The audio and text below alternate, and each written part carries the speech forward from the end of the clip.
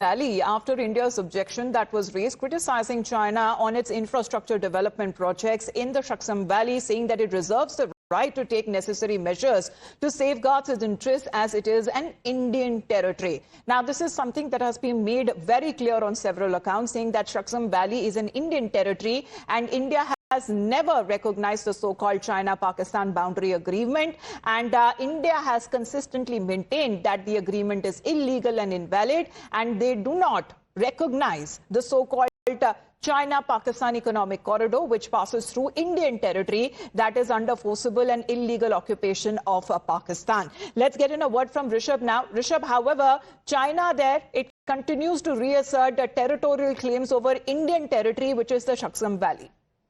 Well, see, one thing is very clear. China can say whatever they want. Beijing can assert whatever they want, but the legality on ground doesn't change. One thing is very clear: Shaksgam Valley is part of India, is an integral part of India, which has been illegally occupied by Pakistan and then gifted to China in 1960s during the boundary, arrangement between the two countries. One cannot, just by the virtue of Pakistan gifting it to China, doesn't make it a Chinese territory, given that it doesn't even belong to Pakistan in the first place.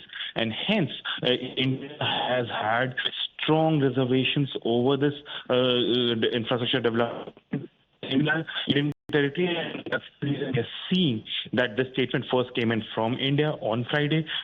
India categorically said that India do not agree or will not allow the infrastructure development by China on Indian territory without information. And now China is responding, but China can respond in any which manner they want. Legalities does not change.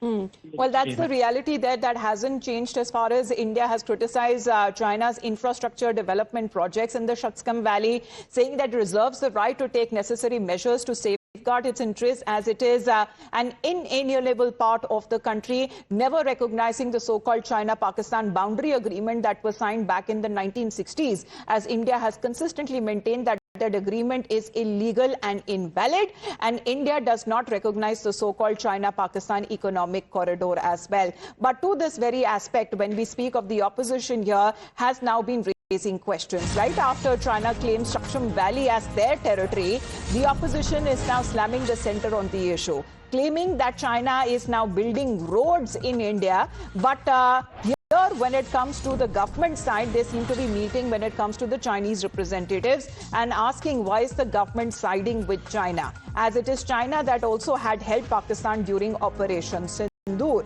So the questions that are now being raised on part of the opposition side, as these seem to be now conveying when it comes to the territorial claims, the illegal territorial claim that China seems to be making as far as Pakistan, which illegally ceded over 5,000 square kilometers of Indian territory in the Shaksgam Valley to China back in the 1960s from areas illegally that was occupied by Pakistan, and the entire union territory of Jammu and Kashmir and Ladakh are an integral and an inalienable part of India, and India has been clearly conveying this to Pakistan and the Chinese authorities several times. Now, as far as the Congress here in question is concerned, seems to be now picking up on this very issue as far as China seems to be reasserting its claim on the illegal occupation of Pakistan and then Pakistan gifting that land to China.